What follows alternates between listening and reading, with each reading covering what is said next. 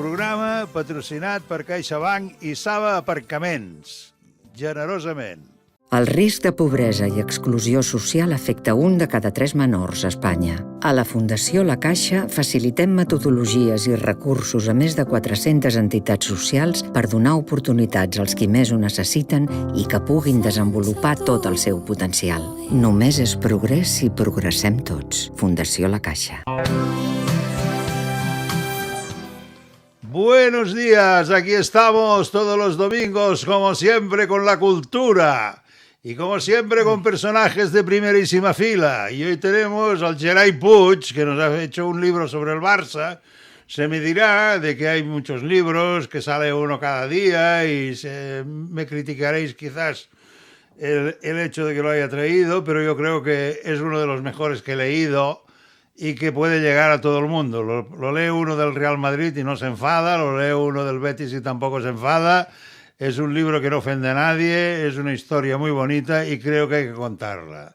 Y aparte de contarla, pues como que tengo la suerte de poder traer el autor, pues hoy tengo aquí a Gerai Puig y como cada semana le haremos nuestras preguntas de rigor. ¿Qué tal, Gerai? Hola, Romà. Primero de todo, muchas gracias por la presentación y gracias por invitarme a tu espacio.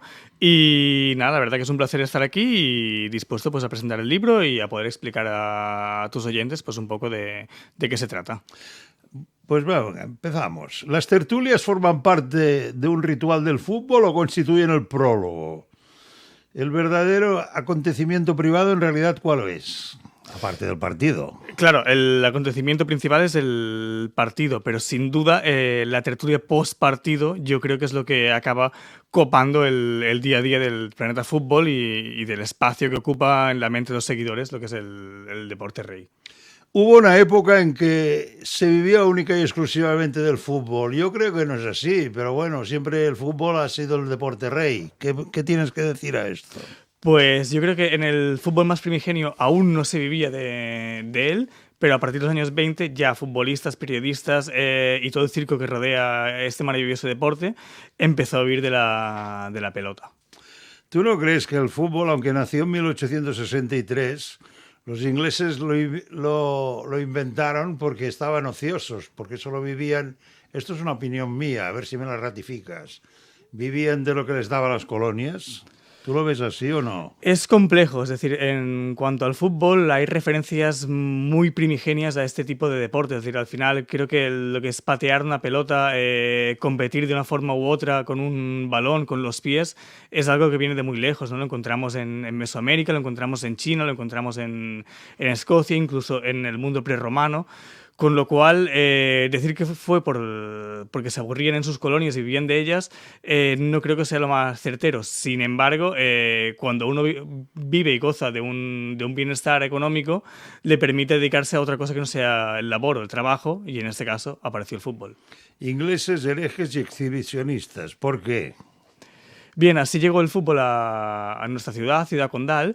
Y básicamente era una época, ¿no? Finales del 19, principios del 20, donde la religión estaba muy, muy patente en nuestras vidas. El hecho de jugar en calzones, en un mundo muy puritano, en un mundo además católico, que ellos fueran protestantes, todo eso chocaba un poco con nuestra sociedad. El fútbol avanza despacio pero firme en el inexorable camino de la conquista de la sociedad. Así hubo un tiempo en que se manipuló la sociedad cuando bajaba la práctica de este deporte. ¿Tú crees que ha bajado alguna vez la práctica de este deporte? Creo que no. Creo que en cualquier caso si ha bajado ha sido por causas muy mayores, como puede ser la guerra civil, pero aparte de ese terrorífico episodio, el fútbol siempre ha ido al alza. Con Gamper empezó todo, uno de los clubes más poderosos del mundo, que es el nuestro, bueno, el del Barça, ¿no? Lo debemos a Gamper, ¿no? Sí, lo debemos a Gamper, al primigenio equipo del Barça, es decir, al final, como cualquier empresa, ¿no? Y más en un deporte colectivo, Gamper fue el buque insignia, pero evidentemente estaba rodeado de grandes personajes que lo acompañaron. Como el señor Solé y Ferrer Mas Ferrer. Fue su valedor, su altavoz, y uno de los personajes más importantes de la historia del Barça, que de algún modo está ciertamente olvidado. Está apartado, es que a mí me sabe mal esto.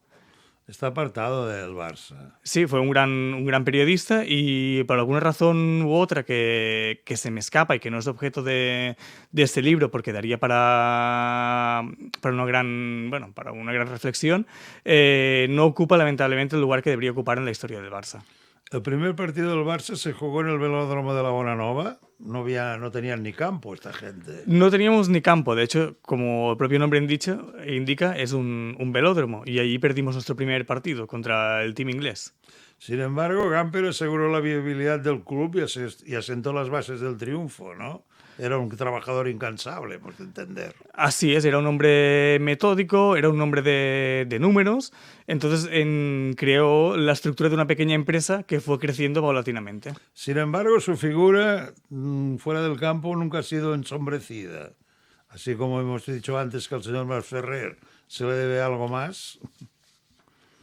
Sí, a Gamper creo que le hemos pagado todo el esfuerzo que realizó. O sea, no en vano fue durante 5 veces presidente del club, siempre volviendo cuando el club estaba en horas bajas y lo rescató y lo levantó de nuevo.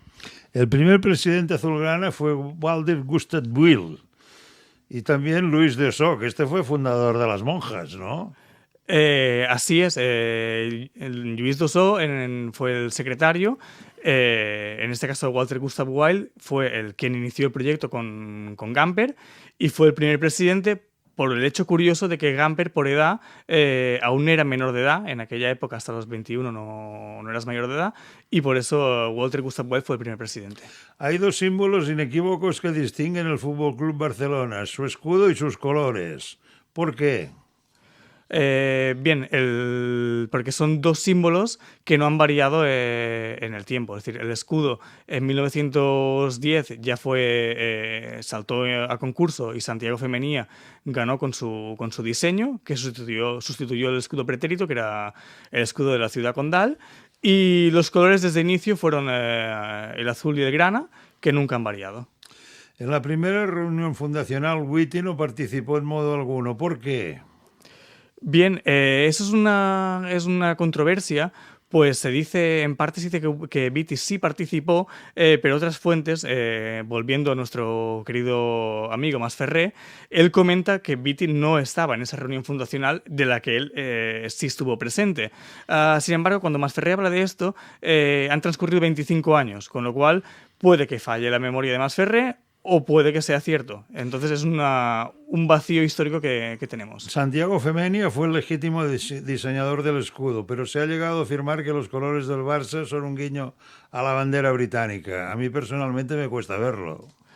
Sí, se han dicho muchas cosas, desde que también es un guiño a la masonería. Es decir, al fin y al cabo no hay ninguna fuente que nos diga por qué vestimos de azul y grana. También se apunta, ¿no?, a que era los colores que vestían los hermanos Vitti cuando jugaban a rugby en su tierra natal, en el Merchants Taylor, en una escuela. Sin embargo, no hay ninguna fuente que nos indique exactamente por qué vestimos de azul y grana. Sí es cierto que eran colores nobles en la época y ese también podía ser uno de los motivos. Los antiguos estatutos impedían que cualquier mujer fuera asociada al club. Un poco machista, ¿no? Se consideraba un deporte gentleman de hombres. Hasta que llegó Elvira Calvetó, que fue la primera socia. Sí, Elvira Calvetó tiró la puerta abajo y después de ella se unieron muchísimas más socias, hasta el punto que el Barça actualmente es el club de fútbol con más socias, aproximadamente un 30% de la masa, de los socios del Barça son mujeres. El eterno rival es el Real Madrid, pero yo siempre he pensado que el uno sin el otro no serían nada. ¿Tú qué tienes que decir a esto? Bien, son vasos comunicantes, es decir, cuando uno está bien, el otro suele estar mal y al final llega un punto que una victoria del Barça puede convertirse en una derrota del Real Madrid. Es decir, esa competencia es lo que hace grandes a ambos clubes y lo que les ayuda a mejorar. ¿Por qué Paco Bru es uno de los personajes que merecerían un capítulo propio? Bueno, portero, periodista, árbitro, es un personaje poliédrico, con mucho carisma, con un atrayente excepcional. que sin duda incluso tiene una anécdota muy buena que explico en el libro, que es que él, siendo corresponsal de Mundo Deportivo, en un partido del Barça, en campo de nuestro eterno rival, acabó saltando al terreno de juego por falta de efectivos del club culé. Los futbolistas azulgranas por el arbitraje partidista de Berraondo. ¿Berraondo por qué hacía partidismo aparte? Bueno, no es que hiciera... Bueno, sí, hacía partidismo básicamente porque había sido futbolista del Real Madrid, había sido directivo del Real Madrid, y quieras o no, la imparcialidad, cuando uno ha bebido de la Casa Blanca, cuesta un poco llevarla al campo, salvo que seas muy profesional, que no fue su caso. Cuando el romperredes, Paulino Alcántara, ¿por qué le llamaban el romperredes? ¿Tan fuerte era su fútbol? Bueno, dicen que Paulino Alcántara practicaba el disparo contra las paredes en Barcelona cuando no estaba jugando, ya desde bien pequeño, y la anécdota o el terrible apodo, ¿no?, del romperredes, que puede atemorizar a cualquier portero, vino de un partido con la selección española, donde efectivamente, jugando contra la selección gala, rompió una red de su disparo. Por tanto, hemos de decir que quien inauguró las redes de las Corts no podía ser otro que Paulino Alcántara. En 1926 el terreno de juego dejó de ser de tierra y pasó a ser de hierba. O sea, tenían más dinero, hemos de pensar, ¿no? Sí, el club que experimentó un crecimiento muy importante en los felices años 20, y eso se tradujo pues primero con el césped y más tarde con la eliminación para poder jugar partidos nocturnos. ¿Por qué Ricardo Zamora, el divino, no se casaba con nadie?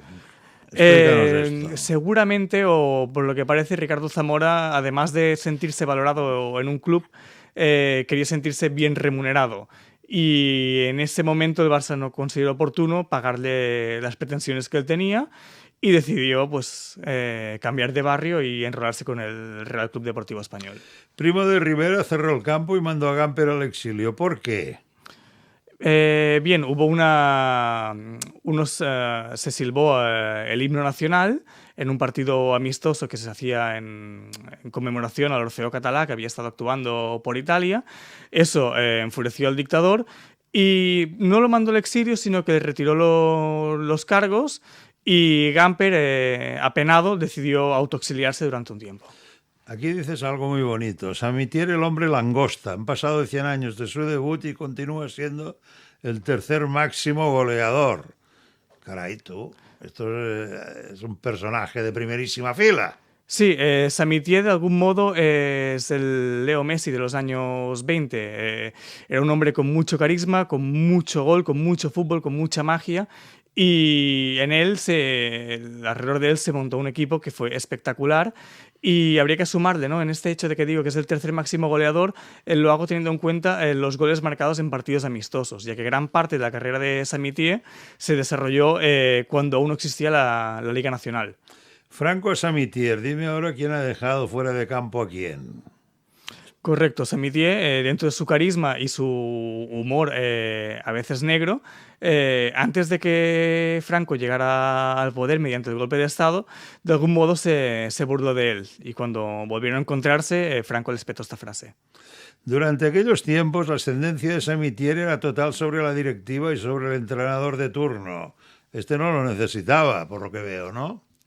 Bien, Samitier era una figura tan grande, tenía tanto conocimiento de fútbol y del Barça, que llegó a convertirse en una especie de padre futbolístico del club. Pasó desde jugador a entrenador, a director técnico, y al final era un asesor holístico para cualquier requerimiento del club, ¿no? No en vano trajo a Kubala y estuvo a punto de traer también a Di Stéfano. El portero vive de forma diferente el fútbol, ya que en un juego de pies su éxito depende de las manos. Esto es una frase lapidaria. Sí, el portero es una figura mágica, de algún modo, es una figura diferente, es el que viste de modo distinto, ve el fútbol de frente, y al final su virtud está en las manos y no en los pies. Entonces creo que el Barça ha gozado de grandes porteros, desde Platko a Valdés, a Sadurní, a Ramallets, y en el capítulo en concreto, ¿no?, de Oda a Platko es un homenaje a Platko, el gran portero húngaro, pero también a todos los porteros que han vestido la camiseta del Barça.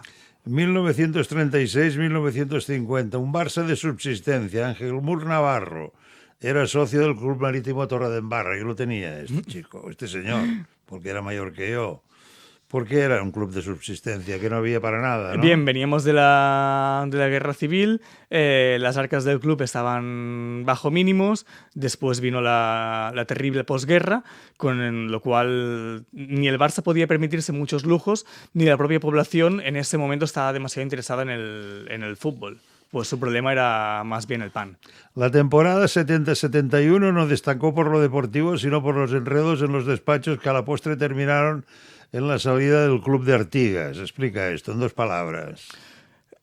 Bien, la salida de Artigas fue traumática, pues gracias a él habíamos conseguido ganar una Copa del Rey en el campo del Real Madrid, contra el Real Madrid, y como quisieron traer a Lenio Herrera, que era una figura mucho más mediática, había una parte del barcelonismo que no estaba de acuerdo, pues los resultados no eran tan malos como para echar a esta figura histórica del club. El doctor Alcántara había elegido el bando nacional, me refiero a Paulino Alcántara, que además era filipino. Sí, en ese momento Filipinas pertenecía a Estados Unidos, como era de origen castrense por parte de la familia de su padre, decidió salir del país a través de Francia y se enroló pues, con el bando sublevado, con el bando nacional, entrando otra vez al país desde Navarra. Cuando el dinero cae del cielo hay que cogerlo sin dudar. Bueno, esto yo lo hago, se me cae. Eso creo que lo queremos hacer todos. ¿La copa cuál es? Josep Cubells, un hombre que aseguró su vida para salvaguardar el club. Josep Cubells es una de esas figuras, un héroe sin capa, un héroe anónimo, que siendo él conserje del Barça durante los terribles bombardeos de la Guerra Civil, él vivía en la sede del club y cayó una bomba en la misma sede y él, en vez de salir corriendo para salvaguardar su vida, se dedicó a recopilar todos los fragmentos de copas ganadas por el Barça, salvar la caja de caudales del club y, en definitiva, pues guardar un recuerdo que se transformó en la Copa de Todos, que es una copa gigantesca que aún está en el Museo del Barça, que se creó a partir de la fundición del resto de estas copas destruidas. Las Corts se convirtió en un oasis, un lugar donde acudir a evadirse de la realidad.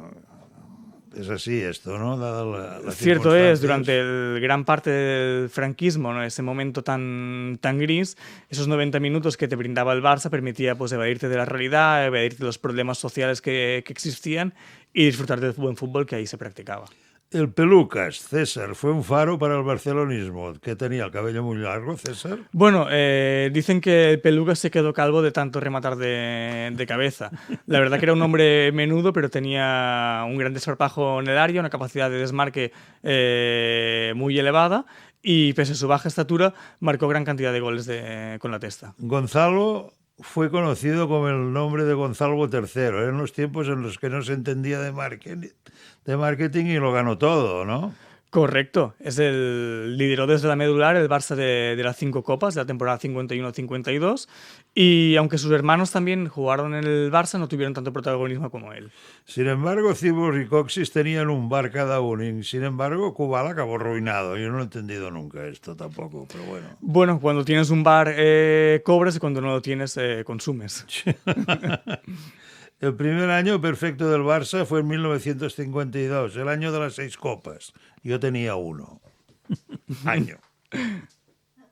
Sí, correcto. Ese año fue el de las 6 copas, aunque hay que sumar fueron 5 copas, pero hay que sumar un trofeo menor que se daba pues, al equipo que tuvieron una ratio de goles entre los goles a favor y goles en contra mejor. La saeta rubia, Di Stéfano, jugador del River Plate. Esto debía ser un fichaje, ¿no?, para la época. La saeta rubia fue el gran no fichaje del Barça de 1953 y a pesar de que el Barça movió todos los hilos para traerlo, hay que recordar que estábamos en el franquismo y allí pues todo se dirimía por otros cauces que impidieron que el Barça llegara a contratar el astro argentino. El gallego de oro, Luis Suárez Miramontes, fue mediocampista absoluto. Este señor acabó de, ¿cómo os digo yo? de entrenador, pero se ve que era bueno en todo, ¿no? Sí, es un todocampista por autonomasia que lamentablemente no pudimos gozar el tiempo suficiente en Can Barça y inexplicablemente tampoco ocupa el espacio que le corresponde en nuestra historia. Pues si bien sus mejores años los dio en el Inter de Milán, de la mano de Elenio Herrera, los años que estuvo en el Camp Nou junto a Kubala nos dejó grandes noches de gloria. Elenio Herrera Gavilán, el mago, lo centraron en 1958 con Miro Sanz. Pero si Miro Sanz no había muerto. En el 58 aún no. Ah, no había muerto. No. Ah, pues yo tenía la idea de que había pasado algo aquí. No había penaltis en aquel entonces, ¿verdad? No, los penaltis fueron un invento más tardío y vendido invento, pues antes se hacía lo que es conocido en inglés como replay, ¿no? Es decir, en caso de empate se repetía el partido y así sucesivamente. Dicen que lo difícil no es llegar, sino mantenerse, pero en realidad lo más difícil es volver. ¿Esto a quién se lo aplicamos del Barça? Pues se lo podemos aplicar desde directivos, como el caso de Laporta, ¿no? Que él llegó, levantó un club, nos dio nuestra primera Copa de Europa y ahora ha vuelto. Veremos si su etapa termina igual de gloriosa que la primera. Si hay que recalificar, se recalifica. Era para salvar el club de la bancarrota. ¿Tan mal, Iván? Sí, era un momento donde el Barça pasaba una necesidad acuciante de dinero, los problemas financieros eran graves y, claro, no podías mantener dos estadios, la construcción del Camp Nou mientras aún tenías en propiedad las Corts, y recalificar el terreno de las Corts fue vital para la subsistencia económica del club. Agustín Montal fue quien popularizó la expresión "més que un club". Esta frase está en el diario del Barça. Así es, Agustín Montal, hijo, usó esta frase, este eslogan como lema de campaña y vaya si le funcionó. El holandés volador Cruyff nació para hacer historia del Barça. Bueno, nació para hacer historia del fútbol, pero yo creo que hizo más del Barça. ¿Es así esto, sí o no? Sí, Cruyff era ya cuando llegó al Barça era una leyenda en el Ajax. Lamentablemente aquí como futbolista lo disfrutamos, pero no cosechamos los títulos que se esperaban. Sin embargo, como entrenador fue cuando revolucionó todo, ¿no? Cuando estableció la metodología de la Masía, nos dio nuestra primera Copa de Europa y al final el Barça que vimos hoy bebe del legado de Cruyff. El caballero de hierro, ¿quién era? Josep Lluís Núñez no pertenecía a la burguesía catalana porque, entre otras cosas, era de Bilbao. Y dirigió el club con firmeza e inteligencia. ¿Tú lo crees esto? Lo creo firmemente. Es decir, Núñez puede tener muchos defectos, pero era un gran empresario y como tal convirtió un club artesano en una gran multinacional. El Barça ha sido un equipo poco dado a ganar con épica. Explícanos esto en 2 palabras. Nosotros, por nuestro estilo de juego, solemos ganar avasallando, dominando al rival. No tenemos la épica de salir al contraataque y marcar de chiripa en el 93.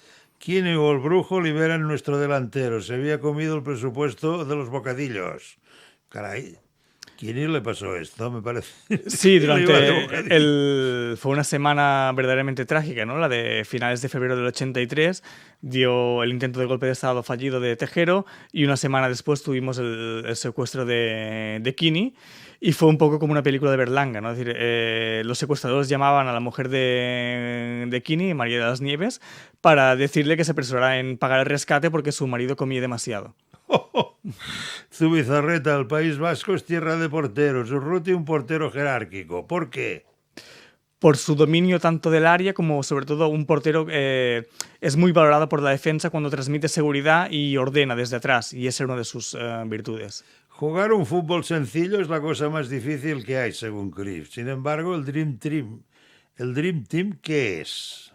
El Dream Team es el equipo que llevó a la gloria de la primera Liga de Campeones del Barça, la 1992. Y es el equipo de los sueños por el fútbol que desplegó. ¿El cerdo volador quién era? Bueno, el cerdo volador fue la gran anécdota, ¿no? De la vuelta de cuando Figo cambió los colores azulgrana por el blanco y volvió al Camp Nou, se recibió de esa manera, lanzándole una cabeza de cerdo en la esquina del córner que le iba a botar. La máquina de hacer fútbol, ¿quién la tiene? La máquina de hacer fútbol es sin duda la época de Josep Guardiola. Es decir, si creíamos que lo habíamos visto todo con Cruyff, Guardiola sublimó esa idea, la llevó aún más al extremo, practicando un fútbol avasallador, apabullante, que ahogaba al rival en los primeros 45 minutos y tenía 45 minutos después para descansar. Vuelve la sonrisa al Camp Nou. ¿Por qué se fue? Bueno, veníamos de una época gris entre la final del 92 y los primeros años de los 2000, en una época donde ganamos pocos títulos, donde transitaron entrenadores, jugadores que pasaron sin pena ni gloria, hasta que llegó Ronaldinho y nos volvió a hacer grandes. ¿El gran capitán quién era? Sin duda, Carles Puyol. ¿Quién fue el alumno que siempre supera al maestro? Josep Guardiola. ¿El Barça somos todo peñas, socios y afición? Así es, el Barça no se podría entender sin la masa social que lo respalda. Es decir, el Barça existe porque hay gente que lo sigue, porque hay peñas que viven el fútbol. ¿Tú crees que Cruyff con el balón en los pies parecía un bailarín escurridizo que se zafaba de la defensa del rival? Sin duda, entre su técnica y su aspecto debilucho y espigado, parecía, y en la época en la que jugó, parecía un bailarín entre gladiadores. La masía de Camplanas, ¿de quién fue idea de comprarla? Bueno, eso fue una idea que surgió en la época de Núñez, de convertir y centrar todos los posibles futbolistas, todos los canteranos, en un mismo espacio para tenerlos más controlados. Gamper en Suiza era considerado uno de los mejores jugadores que ya había jugado con el Basilea. O sea, le venía ya de lejos, ¿no? Sí, y llegó aquí con tan solo 20 años, pero ya había jugado en el Basilea, había estado también en el Lyon, había practicado rugby, ciclismo, es decir, era lo que era conocido en esa época como un sportman. El campo de las Corts ya era conocido como la catedral del fútbol. Sí, así es, era conocido como la catedral del fútbol por su espectacular capacidad, por su tribuna, por su césped, cuando ya lo tuvimos. Es decir, el Barça siempre ha gozado de uno de los mejores estadios a nivel europeo. El Barça tuvo varios campos. Horta Muntaner, la Escupidera, ¿cuál era? En la calle Industria estuvo la Escupidera y era un estadio muy, muy pequeño donde nació el mote de culés, porque como se apelotonaba tanta afición para ver los partidos, muchos se sentaban en el muro perimetral y desde ahí se veía lo que vulgarmente conocemos como la hucha. Josep Señor, ¿por qué lo fusilaron? Pretendía crear así una base de ciudadanos atléticos y nacionalistas, como no fuera para esto. Bueno, a Suñol lo fusilaron por un tremendo error que él cometió. Él era presidente del Barça, pero también era diputado para las Cortes, representando a Esquerra Republicana de Cataluña. Y él era un hombre muy optimista que estaba convencido que la guerra civil duraría muy poco. Entonces, bueno, en una de sus visitas a Madrid decidió acercarse al frente para levantar el ánimo de los soldados, se pasó de frenada y entró en territorio controlado por el bando sublevado. Y ahí los nacionales lo fusilaron. Pues muy bien, hasta aquí. Es un libro sobre el Barça muy bien hecho para todo el mundo. Me refiero a los que no entendemos demasiado de fútbol y que informa muy bien y nos da una idea muy aproximada de lo que es la entidad. Es un libro fantástico, lo recomiendo. Leer El Barça, de Gerai Puig, és fantàstic. El risc de pobresa i exclusió social afecta un de cada 3 menors a Espanya. A la Fundació La Caixa facilitem metodologies i recursos a més de 400 entitats socials per donar oportunitats als qui més ho necessiten i que puguin desenvolupar tot el seu potencial. Només és progrés si progressem tots. Fundació La Caixa.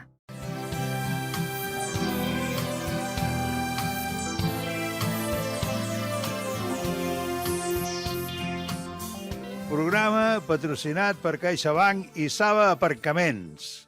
Generosament.